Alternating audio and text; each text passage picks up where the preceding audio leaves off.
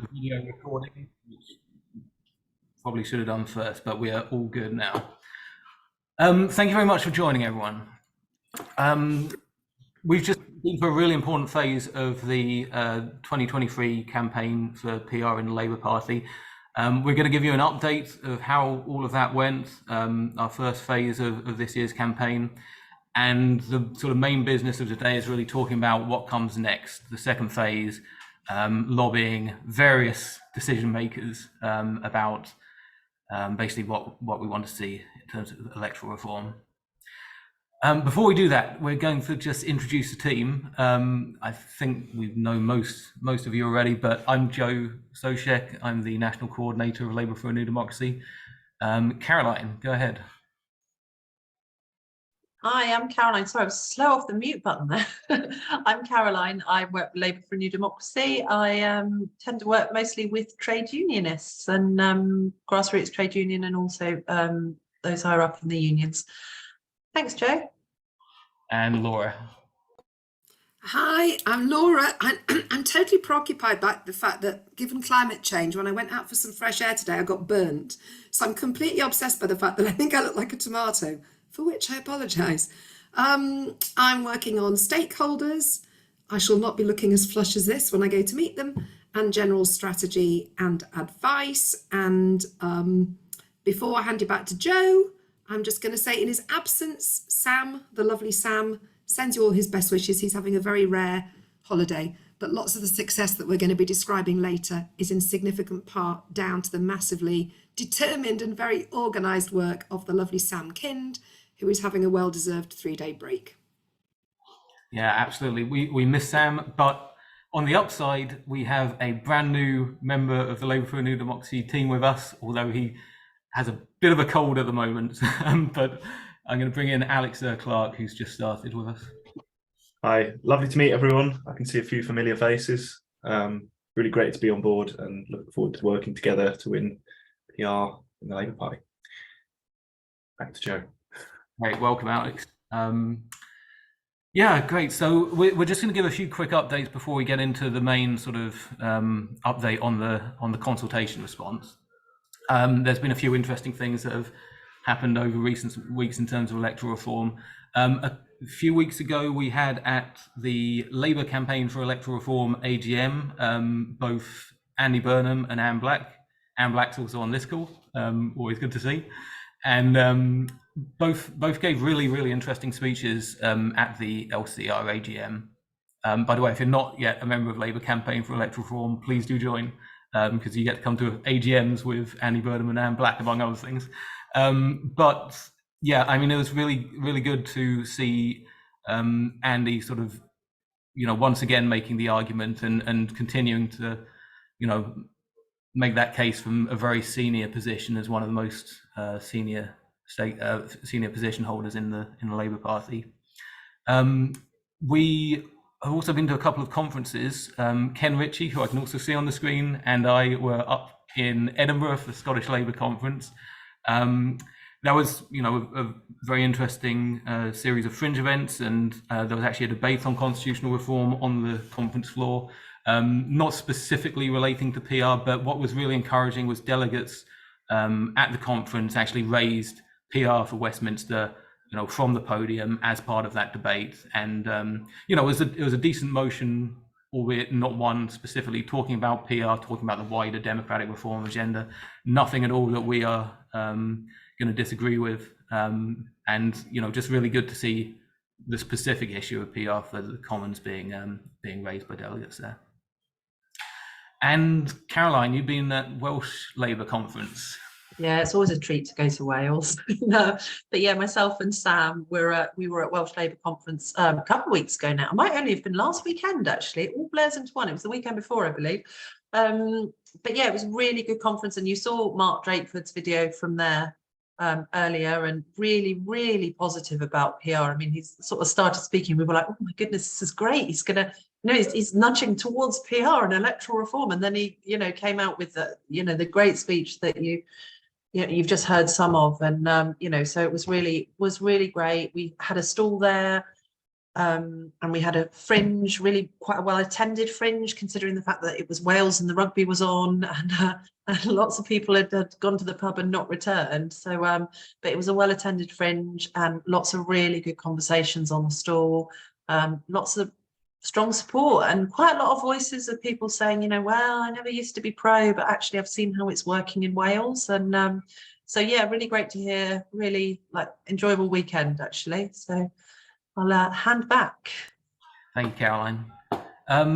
Yeah, so I mean, we're continuing to work across the UK, basically, at all of these opportunities that the conferences provide, and it's encouraging that you know, as we're doing all of this grassroots sort of member-led work, there's that same conversation happening from, you know, some of the really most senior public office holders in the party. Let's skip on a little bit to the outcome of the consultation. Just before we sort of get right into that, I'm going to share my screen again and just give a quick reminder of basically the overall strategy for the year.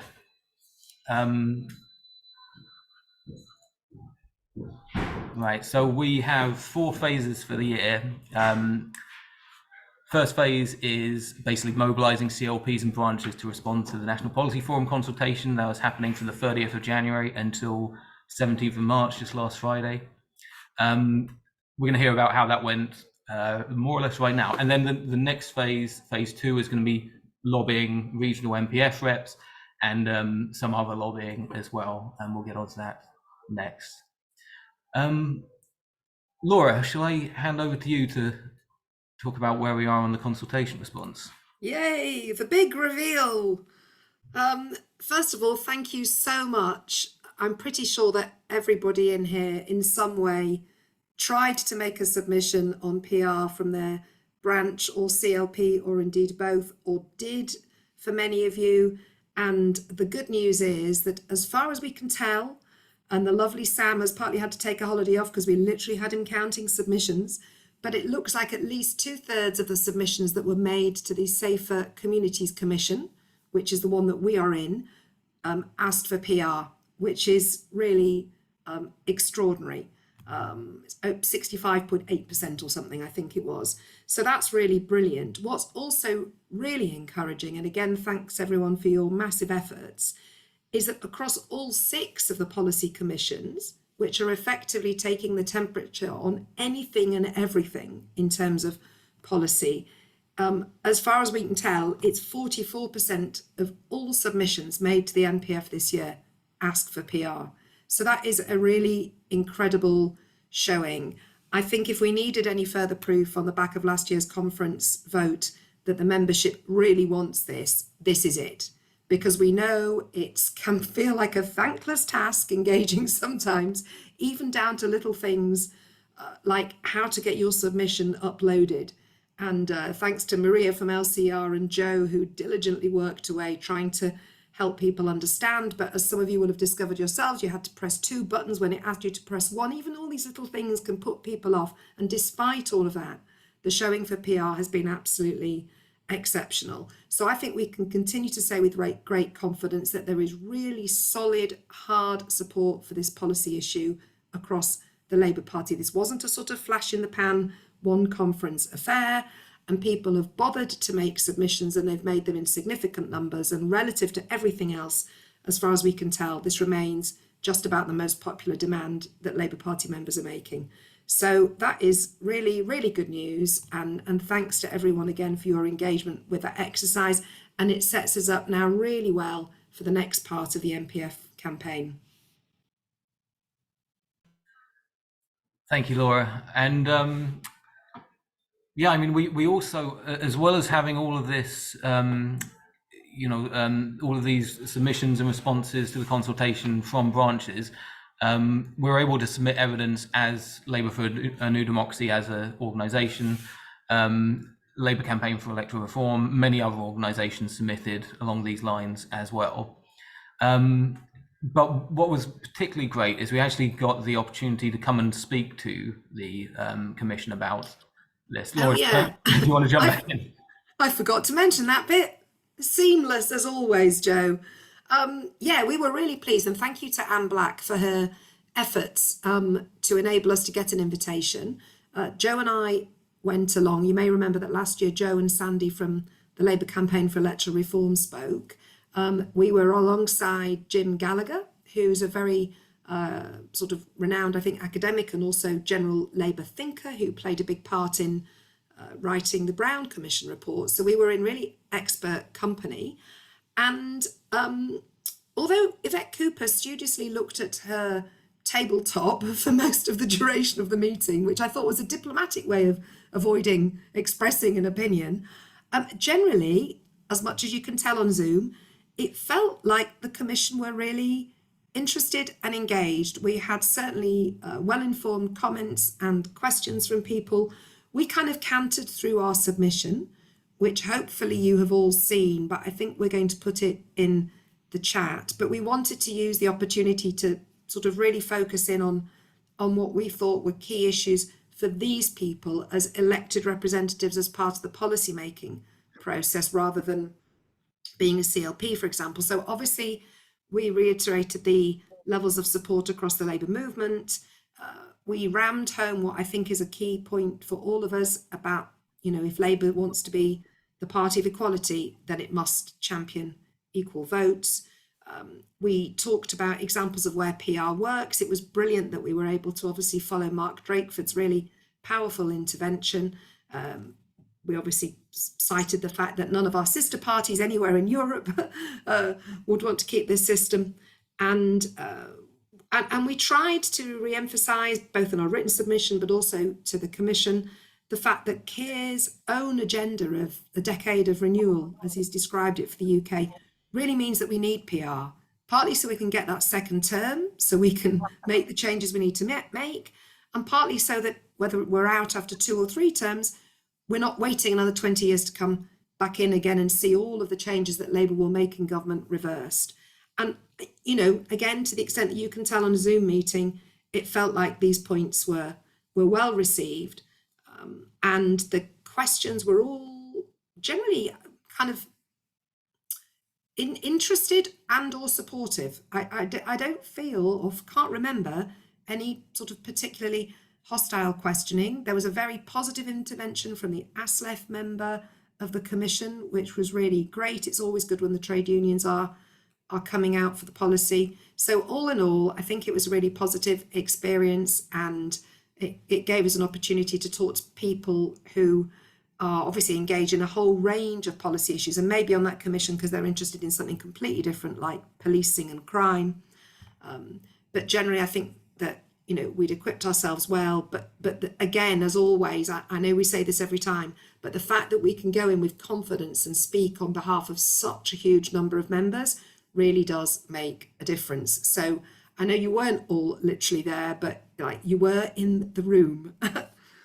And I don't know, Anne smiled throughout and looked like she was enjoying it. Thank you, Laura. And yeah, I think you're right. I think everyone who expressed a view expressed a positive view, which is very encouraging.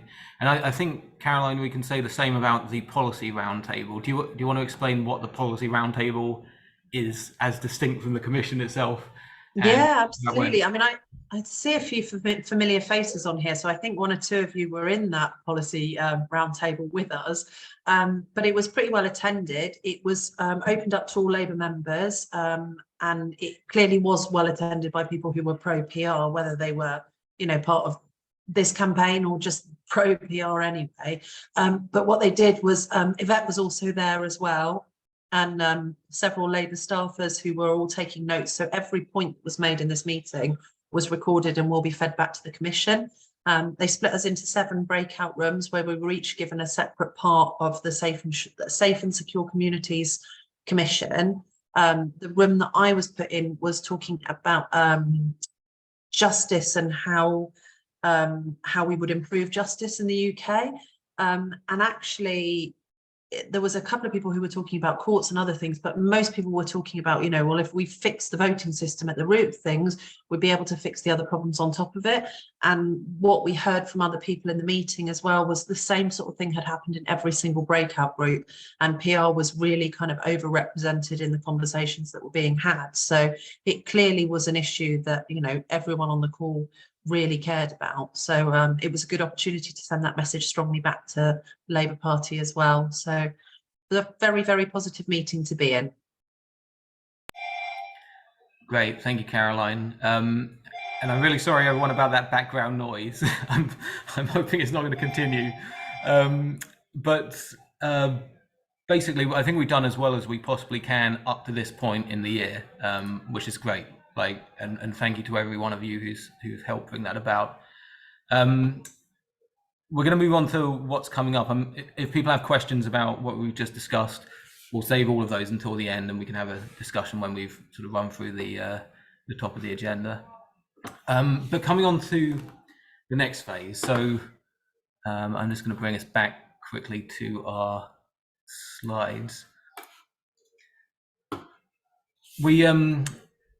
We're going into phase 2, and this is really a two-part thing. There's two aspects to this. It's firstly a matter of having this internal campaign within the Labour Party, which is obviously the unique role that we have and that all of us as Labour members have. But we're increasingly of the view that as well as this internal pressure, there needs to be external pressure coming from outside of the party. And we'll get onto that in a little bit in detail, but basically working with other organisations, ones which aren't just internal to Labour, people like Make Votes Matter, we are looking to support a lobby which MVM have initiated of Parliament as a way of just showing the level of public demand that there is for electoral reform. So in this phase, there's two aspects. There's going to be us inside lobbying the regional MPF reps across the UK, and that's something we all need to do, it's something only we can do. And secondly, there's going to be basically coming to Parliament in late May, talking to your MP, whoever your MP is. This is bigger than any one of our MPs, and really just showing how much public demand there is for electoral reform. That's obviously a role that isn't restricted to Labour Party members. It's something that, as some of the keenest and most effective campaigners for electoral reform, all of you can do, and we'll be inviting all of you to take part in it. But there's those two sort of twin roles. So thinking about the first one, we are going to be lobbying our MPF reps. So I'm just going to show you a bit on the website. I mean, we changed the homepage so that, oh, here we are. Can you see the website on my screen now? Great. If you go to our main homepage, you can find your region on the map or on the list. Just click on the region,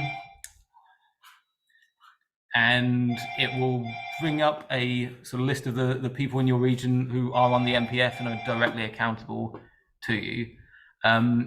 They're going to be part of the meeting of over 200 representatives of all parts of the party, who are going to be at the final stage MPF meeting in July, and that's where the final party programme will actually be thrashed out and decided.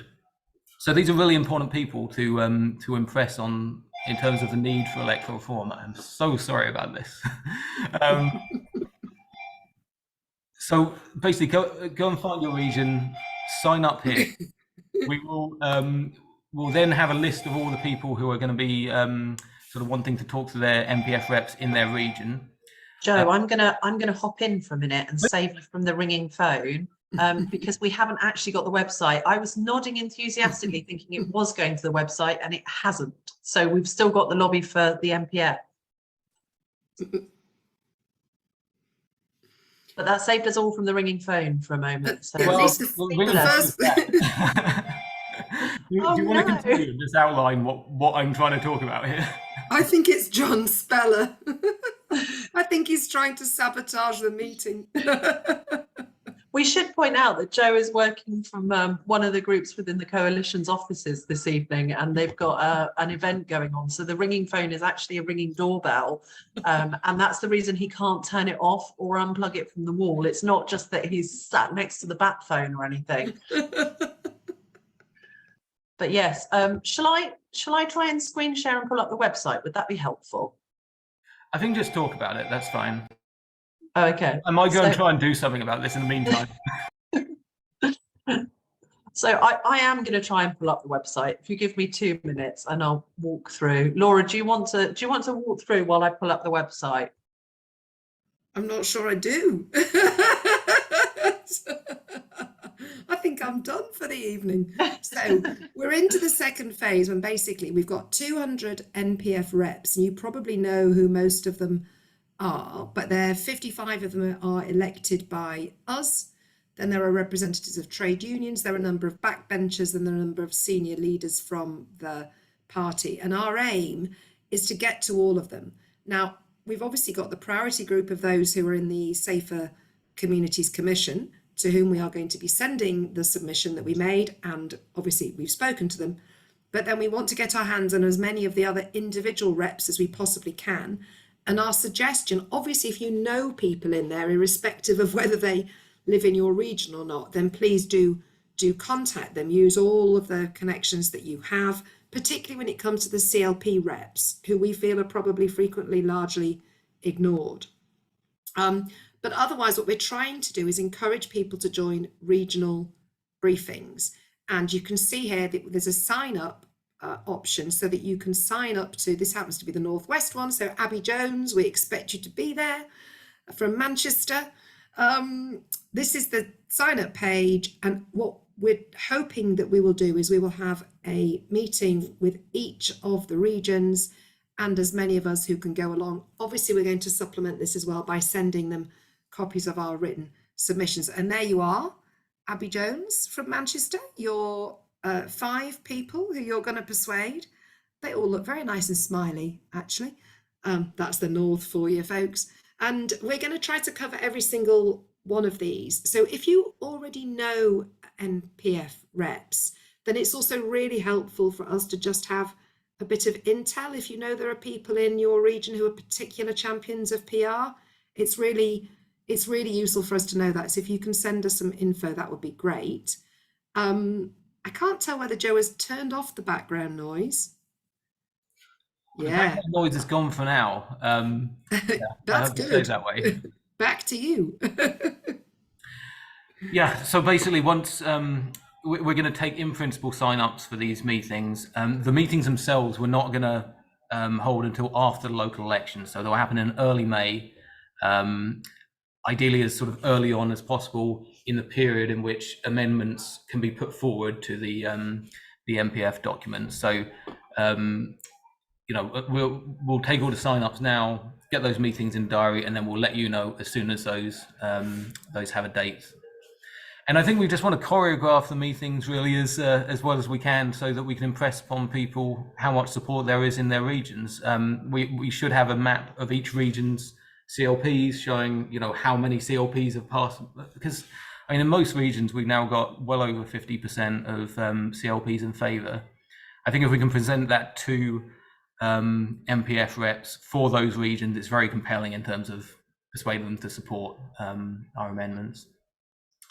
And I think also, although we will need to discuss this with regional groups, where there is a LCR regional group, obviously it would be really great if we can sort of co-host those meetings with the NPF reps, with yourselves. But I think even where we don't have a regional group, you know, we've got really key activists in every region, and we'll want to make sure you're involved as much as you want to be. You know, we can bring people in the chair, and we make sure people get the opportunity to speak and make the case. So really the action on that for now is just to sign up. We're going to send an email around to everyone asking you to sign up to your relevant regional event. And yeah, after the local elections, we will have the meetings themselves. And I think we'll convene before those meetings to sort of decide how we handle them. Yeah, and on that point, it might be helpful if between now and the meeting you thought about arguments that particularly resonate in your region. So if you're a part of the UK which never gets a Labour MP, obviously it's worth emphasising that. If you're a part of the UK where on the face of it you get lots of MPs, but actually we're still underrepresented because there are so many safe seats, like anything you can do to bring some regional flavour to those discussions will be really great. Anne, would you like to chip in at this point? Yeah, just to say the timing sounds really good, because the final stage policy documents, which cover the whole policy agenda, are supposed to be published by the 9th of May, and then there's till the 5th of June to submit amendments. So giving people a few days to read them, and then actually Alpha 4ND and similar groups working out the kind of way that an amendment would be framed to fit in. But talking to each NPF member can only submit 5 amendments, and that's on absolutely everything, you know, the economy, crime, the NHS, social services, absolutely everything. So in a meeting with 5 NPF reps, you're not going to get them all to submit the PR amendment, because they will naturally have other things they want to submit. And the people who want to get to submit it are the people who can actually argue the case head to head with Yvette Cooper and about 6 SPADs and advisors and people telling her why we can't do it and all that sort of stuff. So it's being selected. The other thing is, don't forget there are 9 CLP reps on the NEC as well, and they're quite easy to find online. I can find them for you if necessary, but make sure we're invited. Probably it makes sense to invite us to the meeting that in the region that we're actually in. Yeah, that sounds like a really good solution, actually. We have a couple from the southeast to start with, like yourself. But yeah, we'll take that approach. In terms of sort of the number of amendments, I mean, obviously, in the sort of first ask we have of people isn't that they table an amendment; it's that they support other amendments. If we can get people to commit to supporting a amendment in favour of electoral reform, then that's you know, really good in itself. I think we still got some working out to do as far as what exactly we're aiming for in number of amendments and the different sort of permutations there may be. It sort of depends on the level of appetite among regions. And I mean, bearing in mind that one of the things that has worked very well for us in the past has been just volume of things, you know, sending motions to conference. It's great to send loads and loads. I don't think we're in that situation where, you know, it would be very strange to send loads and loads and loads of amendments, but it might be that, you know, one from each region would be, you know, not taking up too many amendments, but at the same time just sort of showing the strength of support across the UK. But I think that's to be decided. Great. Well, thank you, Anne. And yeah, I think we can move on to the external pressure side of things. And we're really lucky to have Andy from MVM on the call. I'm just going to ask Laura to sort of kick off and frame this initiative. But we, yeah, go ahead, Laura. Brilliant. So yeah, I just want to talk about the overall strategy. Some of you will be forgiven for thinking you've heard this one before, but as you know, the first phase of our campaign was very much to uncover really what has proven to be very broad and in fact deep levels of Labour Party member support for PR, and that led to our 2021 conference vote, and then 2022 we were able to build on the work we'd done with the unions, and I think we have now, with the NPF submissions, demonstrated beyond all reasonable doubt the depth as well as breadth of support for PR. And at this point we can relax a little bit about the outside world. As you know, we were always very keen in the campaign in its early phases that this was very much about the Labour Party members talking to the Labour Party, because some of our detractors and the opponents of PR will talk about the fact this is all just a Lib Dem plot, or the Greens want this, well of course they would. And now many of us might be quite relaxed about other parties, but we know that that doesn't always land very well with the leadership. But now we have absolutely proven beyond all doubt where the Labour membership is. We think it's really important that to our internal pressure, we demonstrate as much as possible external demand, and that the Parliamentary Labour Party sees external demand and feels very confident about the fact that that lots of people in their constituencies support PR. People who may not be their own voters, in fact, who are in their constituencies support PR. So that's kind of where we are strategically. And at the same time as we've been thinking this through, MVM was thinking about organising a parliamentary lobby. And so the Land Coalition is backing an MVM coordinated lobby of Parliament, and the coordinator in chief is Andy. So I'm going to hand over now to Andy to give a bit of an update about what and when. Thank you, Laura, and thank you for inviting me. Yeah, so I'm Andy Berryman, grassroots leader at MVM. Kleiner is joining us on the call as well, who's our CEO. And yes, currently tasked with managing Sort the System. That's what we're calling it, Sort the System. It's MVM is all about creating and amplifying the demand for PR on the doorstep. So the idea of it being influencing public opinion, and I think that's what Joe's nicely set up here. Is that this is all about what's happening outside. Oh, look at that! We've got the website up as well. I don't need to share my screen after all.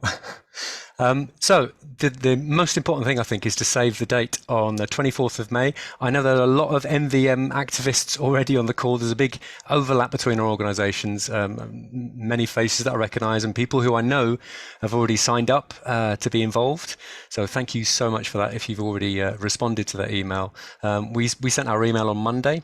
I know that ERS have sent an email today, and other organisations are sending emails to their supporters as well, because it's not just MVM that's working on this. It's a coalition, if you like, of lots of different organisations, and you can see that on the website as well. So it's an event to rally everyone around, to make the case for PR, to take the opportunity to take it to the MPs and show that there's a demand from everyone, from ordinary people, not just the activists, which is why we're also keen to reach out to as many external, wider organisations as possible as well. And that's what we're in the process of doing at the moment. So the main message is that we want as many people there as possible. We would like as many people to come to Westminster. We know that's easier for some than others, so we do take that into account. But we are hoping to have the biggest rally or the biggest lobby for electoral reform ever, and we want everyone to arrive at midday. We have booked the Emmanuel Centre, which is a venue that has 1,000-person capacity just around the corner from Westminster.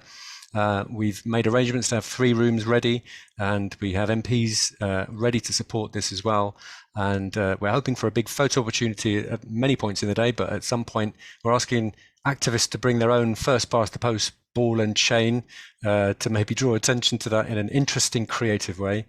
And yeah, as I say, we've been working closely with lots of different organisations. Nancy, Politics for the Many, has been helping us coordinate with unions to coordinate MVM leaders with union members and activists nearby to arrange for travel. So there is an opportunity for that as well. There are some funds available to help that too. So yeah, we're hoping for it to be a really successful event. It should be enjoyable. And we also have an awareness raising event on the 18th that we're calling Get Set for Sort the System, which we'll advertise at some point. It's going to be an online rally to generate even more support and raise awareness, and we plan to have lots of special guests and for it to be enjoyable evening as well. And there, of course, there'll be briefings, Zoom briefings well in advance too. And yeah, is it worth showing the website? Because I think that really makes the case for it. The website is, we've had some fantastic advice from Joe, thank you, who's been working hard on this with our team as well to make it as accessible as possible and to have just the right amount of information on it. And there's a great section for the plan for the day. There's a good FAQs which if he scrolls down, we can show you at the bottom of this screen as well. So yeah, we've already got people signing up, and we're getting ready with phone bankers to make sure that everyone that does sign up actually comes on the day. And we'd like to see as many of you there as possible. Let's regenerate the spirit of Liverpool. Thank you, Andy. Really good. And yeah, I would say this isn't just going to be the biggest lobby on electoral reform ever, but we're really aiming to make it one of the biggest lobbies of Parliament there's ever been. I just want to basically preempt a question which I think is going to come up, which is, you know, we're all Labour members and we can all do things in the Labour Party, but many of us as our MP have some awful Tory or, you know, maybe an SNP MP or even a Lib Dem. Why would we come and talk to them? You know, maybe they already support PR, maybe they're completely against it.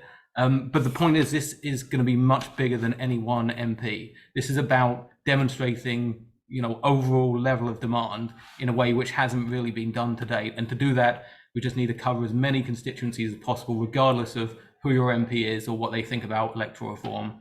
Even if they don't speak, even if they aren't going to meet with you, we want to get down to Parliament, you know, get our massive group photo, get all our press and publicity out, and then we go and do what's called green slipping them. You just basically leave them a note saying, I called and wanted to talk to you as my MP, but you weren't around. That's what we're doing. We're having a big sort of mass volume, big impact event. So even if your MP is the last person you actually want to speak to, please come and try and speak to them. And just finally, Andy touched on, if you just can't afford to get to London, because it is really expensive these days, there is a tick box on the website. If you really want to come, but you know it's going to be a problem getting here, tick the box that says, you know, you'll need some help to do so.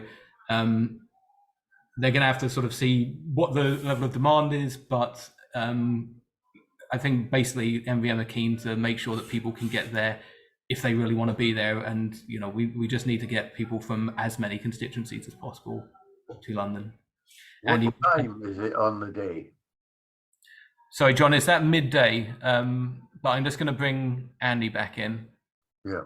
Just to make the point about politicians deciding to come or not, you've got my local politician to be. He's already responded to agree to a meeting at 3 o'clock. So, and he's Tory MP Jonathan Lord. So there you go. It's happening already. Great. Well, I think in that case, we're probably at the stage where if people have questions, not just on the lobby, but on either the lobby, the regional MPF reps and lobbying them, or on any of the stuff we spoke about at the start of the meeting, yeah, happy to answer any questions, happy to bring in MVM colleagues or anyone we need to field those. Just put your hand up. And Laura, you want to say something? I saw a question from Catherine, I think in the chat. Sorry, I'm a bit slow and I take my glasses off in this pretense that I don't need them. So it's passed me by. But I think the question, Catherine, was about whether we would be doing a pro-PR motion at conference this year. Was that right? I think so. So we're not going to have the same big push as we've had for the last 2 years. I think the point has been made. Now we will obviously continue to sort of refine our thinking about tactics and exactly how we handle conference and try to understand whether there are things that we could do at conference which will be helpful. But as things stand, we're not gearing up for a massive big push. That doesn't mean that we might not decide that we need some tactically useful motions putting in, but I think for the moment we really want to focus our efforts around getting support through the MPF and trying to get something in the policy programme, and obviously then building support for that to be voted on at conference, assuming PI is in it, and if it's not, thinking of a plan B. So for the moment, no is the short answer. Great, thank you, Laura. Wyn, go ahead. Yeah, thank you. And I approve very much of trying to lobby the NPF, and I've tried to get my CLP and my branch have to put in something as well. But my question really is twofold. It's to Anne, because in the end, I think the Labour Party manifesto is actually put together largely by the NEC and not the National Policy Forum. So how much support is there on the about 33 members, I think, of the NEC currently for PR? And related to that, if Anne could give us any idea, or anybody else here could give us, why is Keir Starmer so reluctant to take it on? And would you go ahead, please? I could come back on that. The NPF will come out with a large WADGI document, which will be the basis of the manifesto. That will go to annual conference, which will vote on it, yes or no, and it will undoubtedly vote yes. The sort of side question about what happens if conference also agrees motions on things which are not in the manifesto. So that's conference. And then the final manifesto is agreed by the Clause 5 meeting, which includes a whole collection of people. It includes the NEC, it includes MPs and the shadow cabinet and a bunch of people. But by then, the manifesto has pretty well been finalised. It will be pretty well finalised when it comes out of the NPF in July. And I don't think PR will be in as a manifesto commitment. And as to why Keir Starmer is so reluctant, when he's keen on all sorts of other radical things, and when it clearly works in Scotland and Wales for Labour. I mean, in Scotland, it's prevented Labour being annihilated by the SNP for more than 10 years. So why he is so opposed to it, I don't know. I'm not privy to his thinking. Thank you, Anne. I mean, look, the reality is as well that the position of the NEC matters at the moment when the NEC decides the manifesto, and what position the NEC has on PR at that moment depends on all the things we do in between that moment and now. You know, we can only focus on the current. I mean, we've got to think about the future phases as well, and we're right to be asking these questions, but we can only really focus on building support now and in the next steps as they come. Doing that so far has transformed this from the issue it was a few years ago, which was, you know, a very fringe issue with passionate supporters, but, you know, very little mainstream support in the Labour Party, to being something that now has the overwhelming support of conference, of members, of most trade unions. So, you know, don't be put off by sort of thinking about you know, possible worst case scenarios and things. We've just got to keep pushing and keep campaigning. Laura, did you want to jump in? Yeah, I agree with all of that. And the only thing I would add is that we're creating the political conditions in which this reform is more possible. And, you know, maybe it doesn't appear in the policy programme and we plug on, and then maybe it doesn't appear in the manifesto, which when the election is already called. So by that point, we're all probably out door knocking anyway. But maybe everything that we are doing helps change the political weather.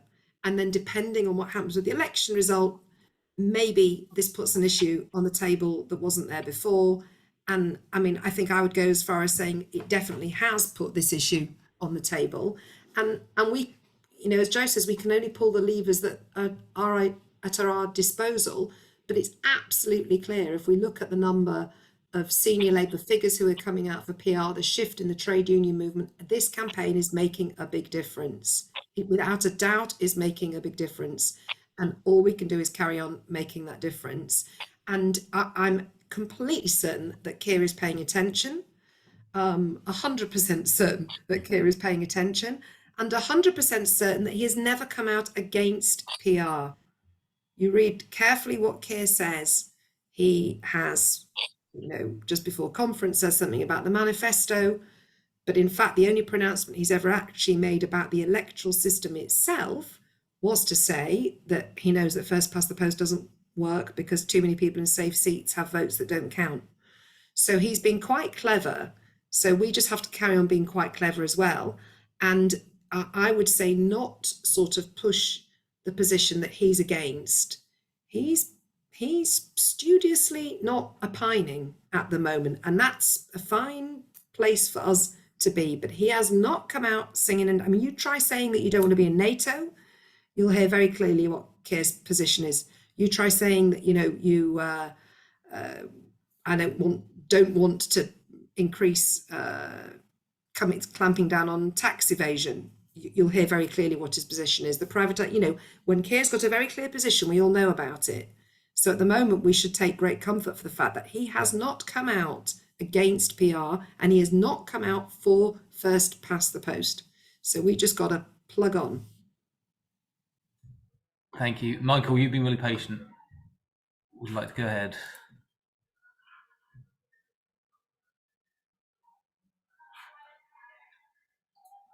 Michael, we can't hear you. Myself. Yes, Oh, thank sorry, you. I have something to say, and I don't want to hog the Zoom call, you see, but I just have to ask a question if it's a more specific one. I'm wondering, why have the Tories been making a mess of things for the last 13 years now, since 2010? It's not just me who's been asking. I'm just wondering why that is. I think that's a bigger question than we're going to be able to answer tonight, Michael. Oh, so it's a I think bigger question.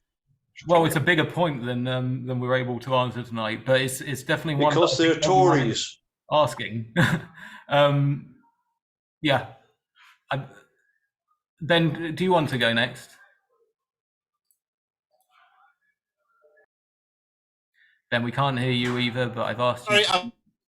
Sorry, go ahead. Sorry, you need to unmute yourself again. Sorry, that's very strange. I muted myself and then it muted me again without me doing anything. I don't know why. Can everybody hear me okay? Yeah, okay, grand. I've got I'm very encouraged. I feel very positive about what I've been hearing.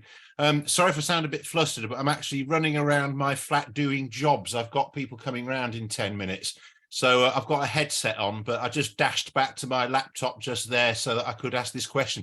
And my question is, whenever I try and sell the idea of PR to people, and I am a convinced advocate of PR, very often the question I get back is, what about the Lib Dems? And a big sticking point for a lot of people is the fact that if we had PR, then it would make coalition government much more likely, and there would need to be coalitions with the Lib Dems. And because of their record in government during the coalition years, they are not seen as a progressive force that Labour could work with. How do we overcome that objection when we try to persuade people of the merits of PR in relation to the Lib Dems? Thank you, Ben. We're going to answer your question, but we're going to take a couple more first. David, would you like to go next, and then Charlie? Sure. Mine's more of a comment, which is on the whole issue of why Starmer, is cautious. And this doesn't just apply to him. I think this is across the piece with a lot of the senior Labour figures, is that there are a number of responses. First of all, they're saying all the time it's not a doorstep issue, that it's too esoteric compared to bread and butter, which is the NHS and cost of living and so on. Then that is a distraction ahead of the next election, and inevitably under first past the post. And linked to that it's kind of an admission of potential defeat. I think that's the way it's presented. But more than anything, it's the relentless focus that they have on target seats, which is understandable, and focus being focus groups in target seats, and particularly so-called red wall.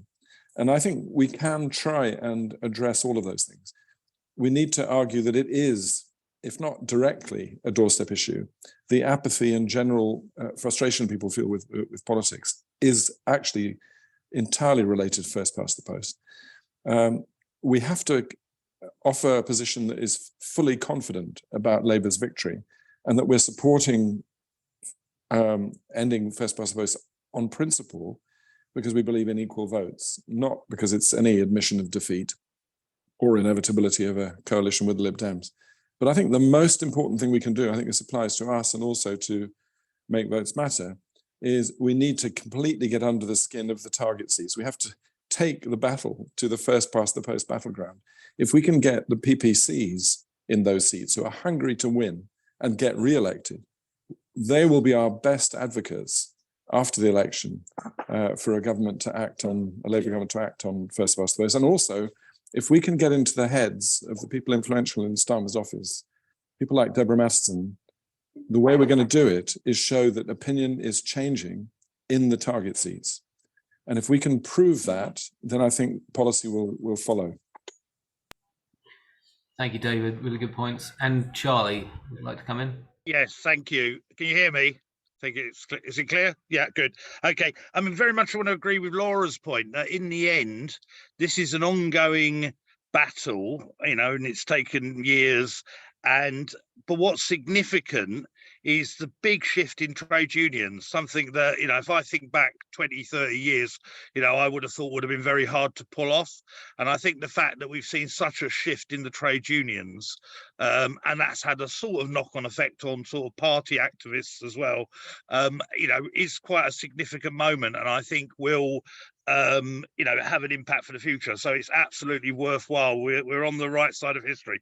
The other points I just want to pick up on, electoral reform on the upper house. Obviously, the Brown Commission came up with no position on it, and I was assuming that that's all part of the old classic, oh, well, we can hold that back as a negotiation deal if we did have a hung parliament.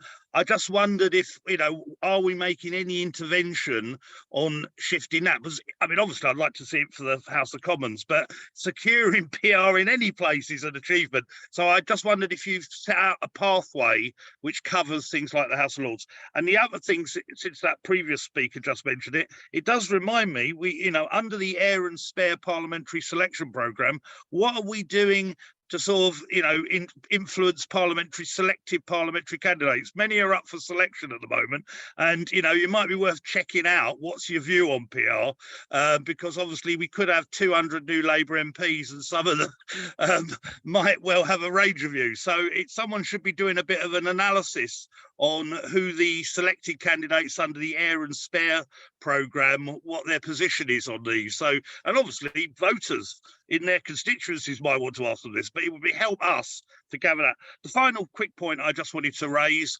was my understanding as a CLP chair was that the information on this second stage was going to go to CLP secretaries and CLP policy officers. Now, I wasn't quite sure what their role was in terms of engagement with the MPF reps, but the party seemed to imply some sort of formal engagement. Now, I've got a very good CLP policy officer who's going to be very helpful on this one, but obviously I just wondered if you were sending out any guidance as to how we should work within our own CLPs. I mean, obviously I'm a CLP chair, so it's not a problem for me, but how other activists who are not necessarily other CLP officers are engaging with the relevant CLP officers as part of the Stage 2 programme. So I hope that those are helpful points in considering this issue. Thank you.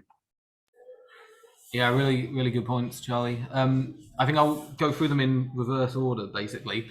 I mean, last time we checked with Anne, and I don't know if there's any updates on this, I understand that, as you say, the documents are going to be sent to, you know, position holders in CLPs. And then I don't think there's going to be a formal process. I think the formal process has been the consultation. However, there will be some sort of fairly informal way of basically officers, executives in CLPs sort of communicating to their regional reps what issues matter to them. And obviously we'll be organising things along those lines through the direct lobbying of MPF reps ourselves. On the Lords, I mean, we don't take a position on, or we don't campaign for other reforms beyond PR for the House of Commons as Labour for a New Democracy. We're a single issue campaign. And I mean, the reason for that, obviously we're really support and we're enthusiastic about the democratic reform agenda that the party set out. The missing ingredient is PR for the House of Commons. And I mean, we produced this whole report and we've spoken at a number of events and made a number of interventions, setting out basically why not only would it be nice to have PR for the House of Commons, but why without having PR for the House of Commons, the other reforms that Labour is committing to aren't going to be enough on their own, and they're not going to achieve the goals that they're setting out to achieve. So we're not putting a lot of emphasis on Lords reform or for that matter devolution, but that's part of the sort of landscape we're working in. You know, that's something Labour already supports. And just finally on PPCs, I mean, we're really interested in the selection processes, and we're looking at them closely. We're sort of encouraging members in CLPs as selections happen to find out their local candidates' views. But that's ticking along nicely for now. You know, it's just sort of a data gathering exercise at this point, and it's very encouraging. I think over the last few years we've seen, I mean, more than that, we're seeing basically a sort of generational shift over time towards more and more MPs who support PR, and I very much expect that to continue in the future. I'm going to hand over to Caroline to say a word about unions. We've also got to answer the Lib Dem question. You can have a go at that, or hand it over to someone else. I'm so sorry. I'm having a minor disaster here. My 11-year-old has just dropped a tin of paint all over my kitchen, so I'm like literally rushing back through it. It's fine. It's under control. But Joe, can you just give me a heads up exactly what I'm answering? I'm really sorry. I'm normally much more organised than this. Oh my goodness. So Caroline, you're talking about the trade unions. It's all. Do you know what? Alex just joined us and he must be thinking, God, I thought this lot were really organised. We've got it all today. Got ringing doorbells, children throwing paint around. I hope it was a good colour paint, Caroline. I've got a lovely babysitter here and everything. It just my 11-year-old can be trusted to be left on her own. She's just had a funny 5 minutes and knocked a big tin of paint over. So the trade unions, and maybe you want to talk about USDAW. Yeah, we've got, just to give you all a bit of an update, we've got USDAW conference coming up next month, and there are 2 motions going to USDAW. I know Charlie was talking about the huge movement in trade unions, and there really has been so far. And we're hoping that, you know, USDAW are going to be the next domino to go, but we're not counting our eggs. It's going to be a hard push because they've got some really pro first past the post policy. But if we can get USDAW over the line, I mean, that's a huge thing because they're quite a Lotto supportive union. So it's another domino that would fall and would be a really great thing for the campaign. So we'll see what happens.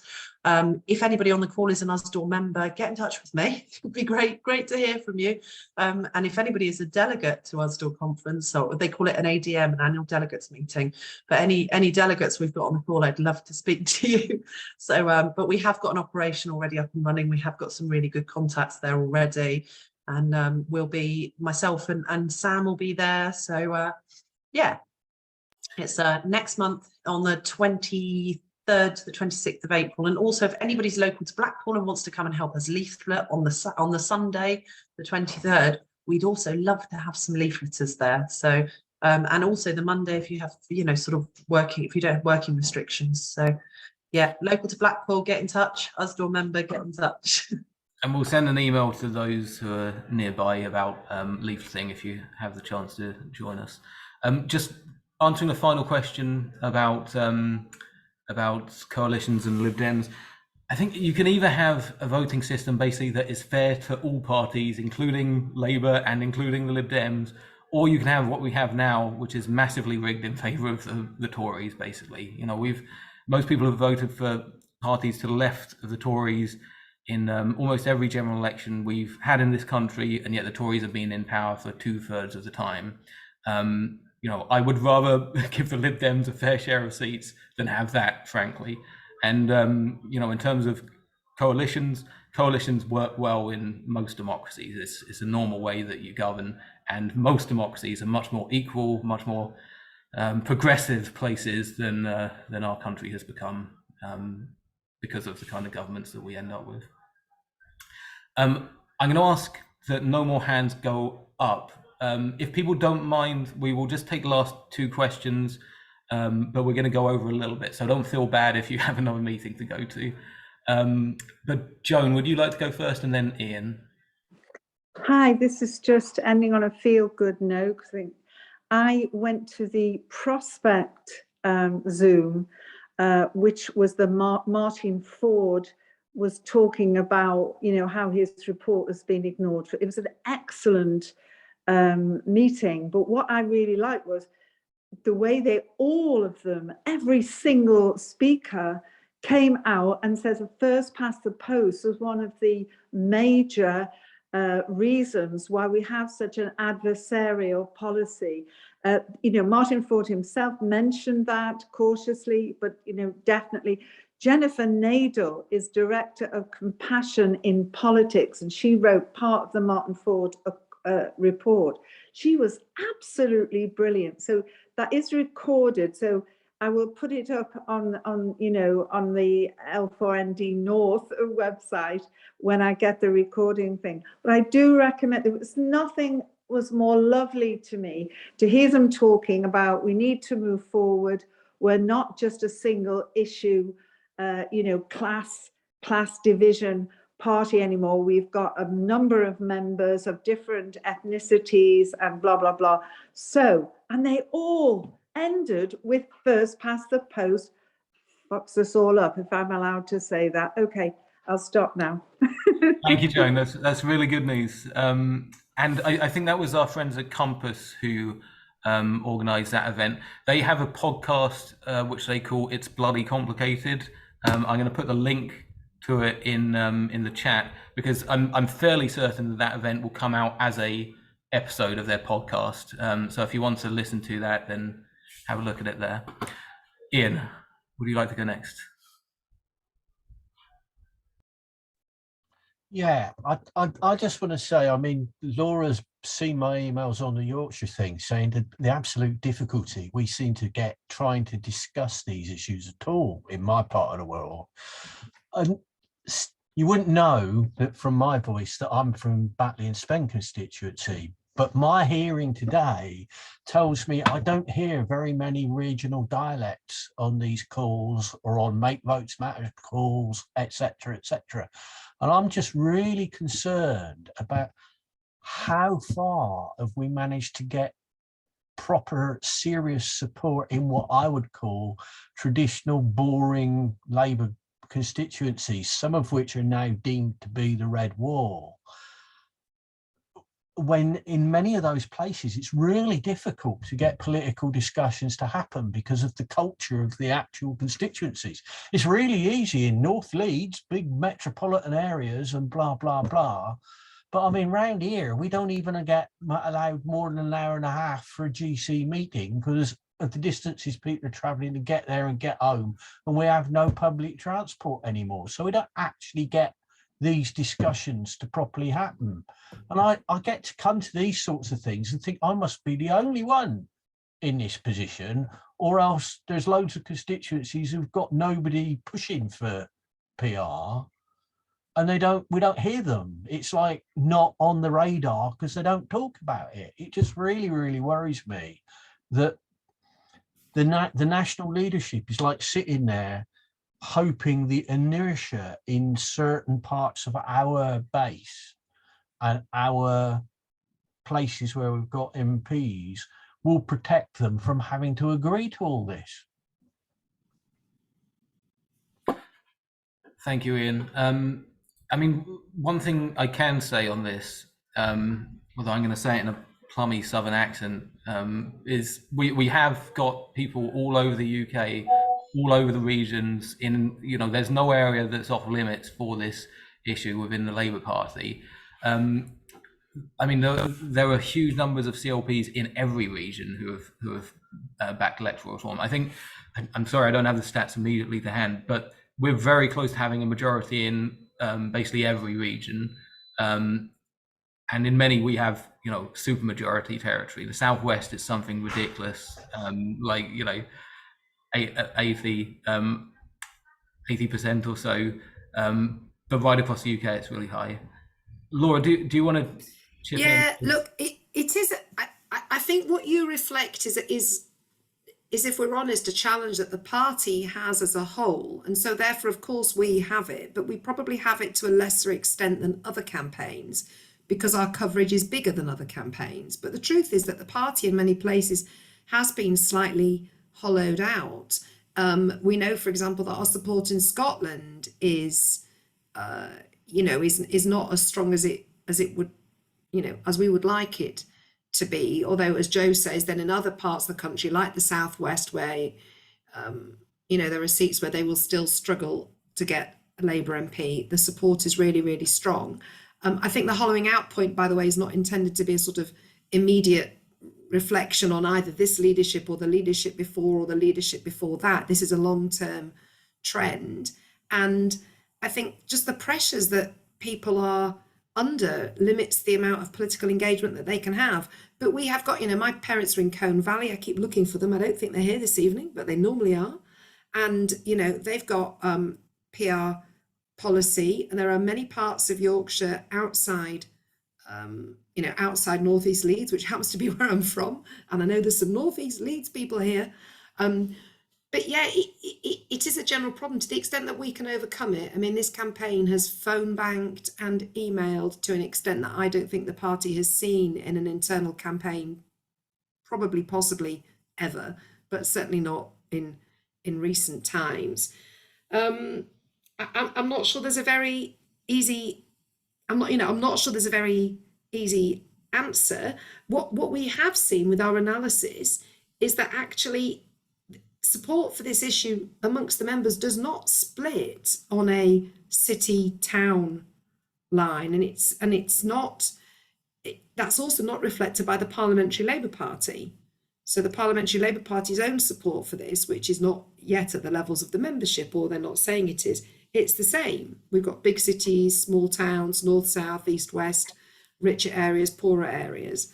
So I don't think we should be too disheartened, but I think it's a bigger strategic problem that is probably beyond this campaign in some ways to resolve. But that we shouldn't also concede to the argument that somehow PR is a luxury good that's only wanted by folk in metropolitan areas, because everything that all the evidence shows about the outcomes that you get with PR says that those areas that are doing least well need it even more, because the really disenfranchised in this country are, to state the blindingly obvious, living in the poorer areas, including parts of the Red Wall, or they're living slap bang in the middle of big cities. So we shouldn't concede the idea that PR is somehow only suitable for certain places.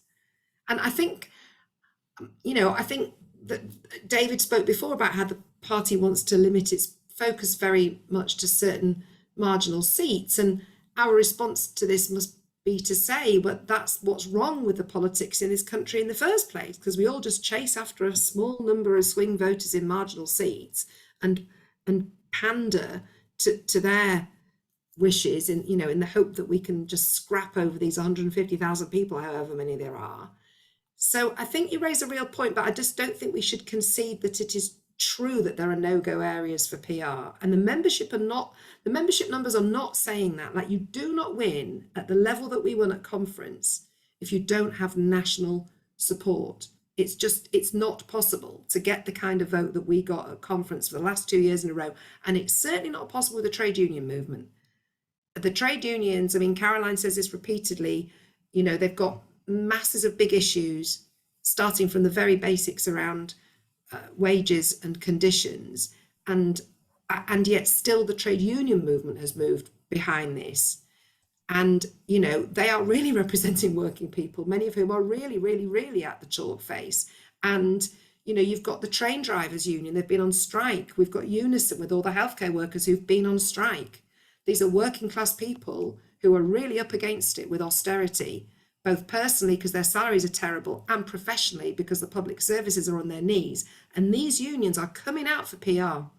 So I think we just have to take head on the idea that this is a sort of luxury good for people like me from North East Leeds, because that's not what ASLEF's saying, or Unison, and we hope Usdaw, and Usdaw's got, the people who work in Tesco's. I'm not sure that's an answer or not, but I guess it's a general thought. Thank you, Laura. What I'm going to do is I think we'll close the event, and then, John, Ian, Linda, you had your hand up. If you want to stick around and we can have a quick chat and answer any remaining questions you have, that's fine. But let's end the meeting for everyone so we can all go about our evenings. So yeah, thank you very much, everyone. As next steps, we're going to email you, probably in a couple of separate emails, everything you need about the regional MPF reps and lobbying them, everything you need about the Sort the System lobby. Hopefully at some point soon, some sort of announcement or coverage or a blog on our website about the total numbers of consultation responses as well. Other than that, we are not going to have another event until after the local elections in May. So good luck to everyone who's campaigning in those. Good luck, especially if you're standing in those. It looks like we might do quite well, fingers crossed. So yeah, best of luck, and we'll speak again on the other side of those elections. Thank you very much for coming, and thanks for everything you're doing. Thank you. Thanks all. Cheers all. Bye. Well done. Thanks a lot. Thank you very much.